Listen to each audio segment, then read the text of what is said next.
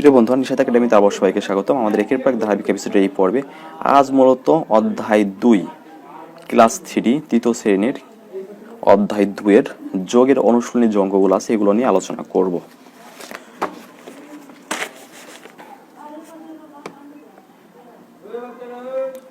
অনুশীলনী 2 যোগ, ঠিক আছে। এই যোগের অঙ্কগুলো আজকে করতেছি আমরা, অনুশীলনী 2 এর যোগের অঙ্কগুলা। তো বন্ধুরা, এখানে যোগ মূলত কেমনি করতে হয় এগুলো আশা করি সবাই পারবে। এখানে আমি দেখানোর কিছু নেই, জাস্ট আমি এখানে যে এই যে সকল যে অঙ্কগুলো আছে 3, 4 এগুলো থেকে আমি দেখাবো।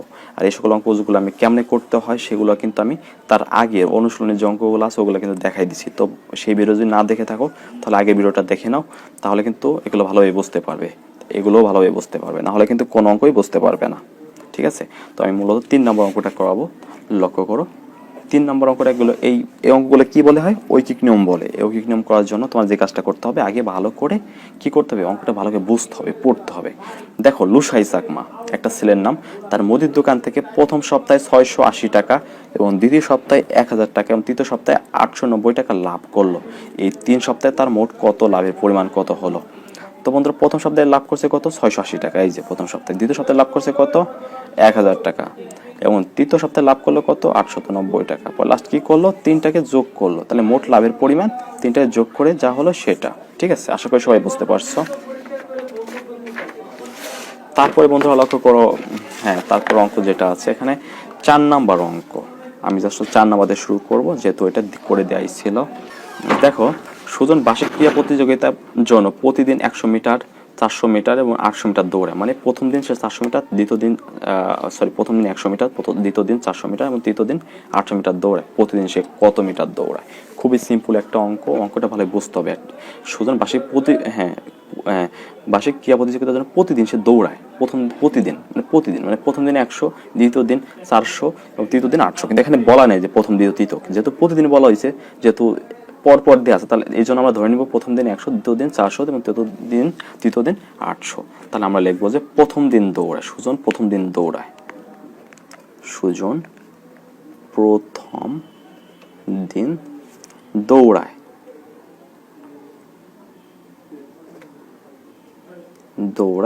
কত? 100 মিটার। 100 মিটার, 100 মিটারকে তুমি আর মি দিলেও হবে, ঠিক আছে। তাহলে সুজন প্রথম দিন দৌড়ায় হচ্ছে 100 মিটার এবং দ্বিতীয় দিন দৌড়ায় হচ্ছে দ্বিতীয় সময় দৌড়ায় হচ্ছে 400 এবং তৃতীয় সময় দৌড়ায় হচ্ছে 300 মিটার। তাহলে সে মোট মূলত দৌড়ায় হচ্ছে 800। জাস্ট আমরা অঙ্কটা যোগ করে দিই, তাহলে মূলত অঙ্কটা হয়ে যাবে। মূলত সে প্রতিদিন মোট কতটুকু দৌড়ায়, মূলত সেটা আমরা যোগ করে দিলেই হয়ে যাবে। তো বন্ধু, এবার লক্ষ্য করো আমাদের মূলত 3 নম্বর অঙ্কটা, 3 নম্বর না 5 নম্বর অঙ্কটা। লিমু 261 পৃষ্ঠা, 275 পৃষ্ঠা এবং 350 পৃষ্ঠার গল্পে 3টি বই 1 মাসে পড়ে শেষ করে। সে ওই মাসে কত পৃষ্ঠা বই পড়েছে? তাহলে প্রথম গল্পের বই কত? 261, দ্বিতীয় গল্পের বই 275 এবং তৃতীয় গল্পের বই হচ্ছে 350 পৃষ্ঠা। তাহলে আমরা জাস্ট সে যেহেতু ওই মাসে মোট কতটুকু পড়ছে এটা জানার জন্য আমরা জাস্ট 300 পৃষ্ঠাকে যোগ করে দেবো। তাহলে আমরা লিখবো হচ্ছে লিমু প্রথম মাসে পড়ে 261 পৃষ্ঠা, ঠিক আছে। প্রথম গল্প বইটা এটা, এবং দ্বিতীয় গল্প হচ্ছে 275 এবং তৃতীয় গল্প বই হচ্ছে কি 350। তাহলে 3টে যোগ করলে লিমু 1 মাসে মোট পড়ে হচ্ছে 886 পৃষ্ঠা। আশা করি এটা বুঝতে পারছো। এবার দেখো 6 নম্বর, একটি পুকুরে 1200টি রুই মাছের পোনা, 985টি কাতলা মাছের পোনা ও 865টি মৃগেল মাছের পোনা ছাড়া হয়। ওই পুকুরে কতগুলো পোনা ছাড়া হয়? তাহলে একটি পুকুরে রুই মাছ ছাড়া হয় কত? 1200টি, কাতলা মাছ ছাড়া হয় 985টি আর মৃগেল মাছ ছাড়া হয় 765টি। তাহলে মূলত আমরা মোট যদি যোগ করে দিই এখানে, তাহলে এখানে 5 5 10 0, হাতে 1, 8 6 14 আর 1 15, 5 হাতে 1, 9 1 10 7 17 আর হাতে 1, তাহলে কত হলো বন্ধুরা? 9 আর 7 16 17 18, তাহলে হচ্ছে 1855টি। তাহলে মোট মাছ ছাড়া হয়, মোট পোনা ছাড়া হয়,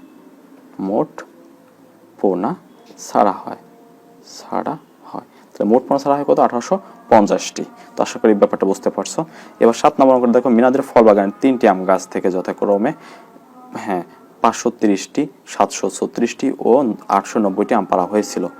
ওই বাগান থেকে কতগুলো আম পাড়া হয়েছিল, ঠিক আছে। তাহলে প্রথম গাছ থেকে আম পাড়া হয়েছিল কতটি? 530, দ্বিতীয় আম গাছ থেকে 736 ও তৃতীয় আম গাছ থেকে 890টি। তাহলে জাস্ট অঙ্কটা করার জন্য আমরা যে কাজটা করব, প্রথম আম গাছ থেকে পাড়া হয়েছিল, প্রথম আম গাছ থেকে আম পাড়া হয়েছিল, আম পাড়া হয়েছিল, আম পাড়া ছিল কতটি? 530টি। আর দ্বিতীয় আম গাছ থেকে আম পাড়া হয়েছিল কতটি? 736টি। এবং তৃতীয় আম গাছ থেকে আম পাড়া হয়েছিল কতটি? 890টি। তাহলে এবার যদি আমরা লিখবো হচ্ছিল, হ্যাঁ, মোট আম পাড়া হয়েছিল। এবার লিখবো মোট আম পাড়া হয়েছিল কতটি? তুমি 3টায় যোগ করে দিবা, যেটা হবে সেটাই মূলত উত্তর হবে। জাস্ট তারপর হচ্ছে বন্ধুরা 8 নম্বর অঙ্কটা, জাস্ট আমি উত্তর দেখাচ্ছি না, এটা জাস্ট তোমাদের কাছে থাকলো, তোমরা নিজেরাই মূলত এটা যোগ করে ফেলবা। তারপর দেখো বন্ধু 8 নম্বর অঙ্কটা লক্ষ্য করো, এখানে কি বলছে। এখানে 8 নাম্বারটা বলছে হচ্ছে একটি নার্সারিতে 620টি গোলাপ, 832টি জবা এবং 946টি গাঁদা ফুলের চারা আছে। ওই নার্সারিতে কতগুলো চারা আছে, চারা গাছ আছে?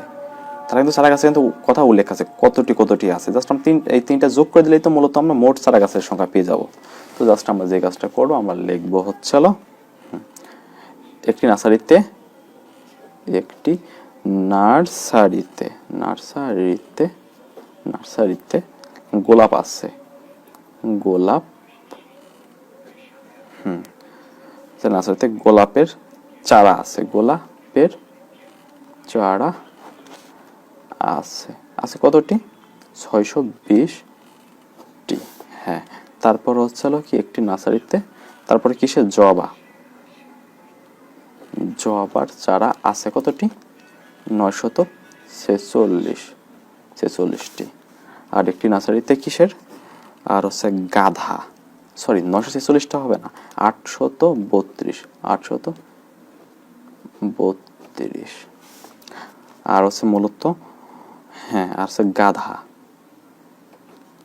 গাধা চারা আছে কতটি? চারা আছে হচ্ছে 946টি। তাহলে হচ্ছে নার্সারিতে মোট চারা আছে, এই যেটা যোগ করার পর যেটা হবে মূলত নার্সারিতে মোট চারা আছে। 3টা তুমি যোগ করে দিবা, তাহলে যেটা হবে সেটাই মূলত উত্তর। আশা করি সবাই বুঝতে পারছো। জাস্ট তোমার সে কাজটা, বাদ বাকি কাজটা তোমার নিজেই বুঝে নিবা।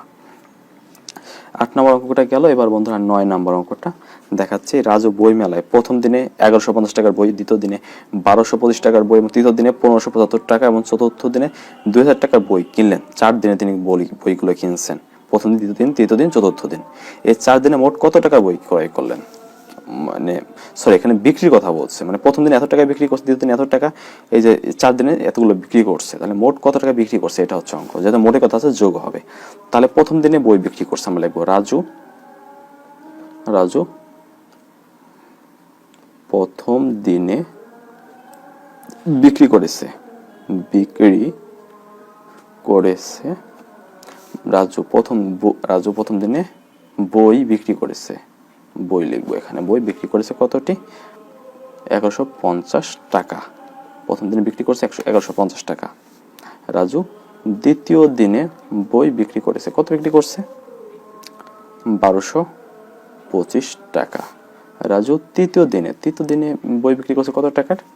1575 টাকা, ঠিক আছে। এবার রাজু চতুর্থ দিনে বই বিক্রি করেছে, কত টাকা বিক্রি করছে চতুর্থ দিনে? 2000 টাকা। এই হচ্ছে 2000 টাকা, ঠিক আছে। এবার ফুল আমি যোগ করব, রাজু মোট বই বিক্রি করেছে, মোট টাকা, মোট বিক্রি করছে রাজু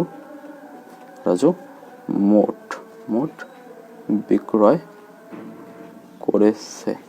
করেছে। তাহলে আমরা এই 4টায় আমরা যোগ করে ফেলবো, যেটা হবে সেটাই মূলত উত্তর। আশা করি 9 নম্বর অঙ্কটা বুঝতে পারছো। এবার হচ্ছে আমি জাস্ট 10 নম্বর অঙ্কটা বোঝাচ্ছি। ক্রিকেট খেলায় ইংল্যান্ড দল প্রথম ইনিংসে 375 রান এবং অস্ট্রেলিয়া দল 405 রান করে। ঠিক আছে, এ হচ্ছে প্রথম ইনিংসে ইংল্যান্ড করছিল 375 আর হচ্ছিল হ্যাঁ এবং অস্ট্রেলিয়া করছে 405 এবং দ্বিতীয় ইনিংসে অস্ট্রেলিয়া 370 রান, ইংল্যান্ড 400 রান করে। ওই খেলায় দুই দল মোট কত রান করে? ওই খেলায় দুইটা দল মোট কত রান করে? ঠিক আছে, তাহলে আমরা অঙ্কটা যেমন করব সেটা হচ্ছে যেহেতু এখানে প্রথম ইনিংসে রান হচ্ছে ইংল্যান্ড করছে 375 এবং অস্ট্রেলিয়া করছে 405 রান এবং দ্বিতীয় ইনিংসে অস্ট্রেলিয়া করছে 370 এবং এবং ইংল্যান্ড করছিল 400 রান। ঠিক আছে, তাহলে আমরা এই চারটারে জাস্ট যোগ করে দেবো, তাহলে অঙ্ক হয়ে যাবে। তাহলে লিখবো হচ্ছে আমরা প্রথম ইনিংসে ইংল্যান্ড রান করে, প্রথম ইনিংসে এটা উল্লেখ করতে হবে, ইনিংসের কথা উল্লেখ করতে হবে। প্রথম ইনিংসে ইংল্যান্ড রান করে, ইংল্যান্ড রান করে কত রান করে? 375 রান, 375 রান। হ্যাঁ, আর এটা প্রথম ইনিংসে অস্ট্রেলিয়া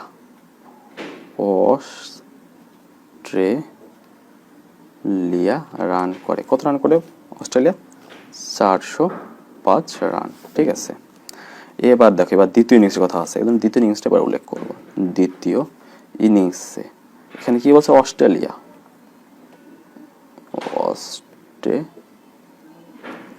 রান করে কত রান করে? অস্ট্রেলিয়া রান করছে দ্বিতীয় ইনিংসে, হ্যাঁ দ্বিতীয় ইনিংসে প্রথমে রান করে কোনটা? 370 রান, 370 রান। আর হচ্ছে দ্বিতীয় ইনিংসে ইংল্যান্ড, এবার হচ্ছে ইংল্যান্ডের কথা আসবে, ইংল্যান্ড রান করে, ইংল্যান্ড রান করছে কত? 400 রান করছে, 400 রান করছে। এবার হচ্ছে ওই খেলায় দুই দল মোট কত রান করে? দুই দল মোট কত রান করে? তাহলে হচ্ছিল দুই দলের মোট রান আমার লিখবো এবার, দুই দলের মোট রান করেছে।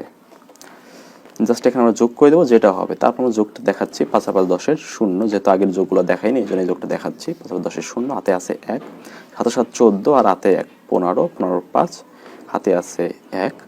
তাও আর হচ্ছে এখানে হচ্ছে 4 আর 3 কত? 4 আর 3 7 আর 4 আর 3 7, 7 আর 7 হচ্ছে কত?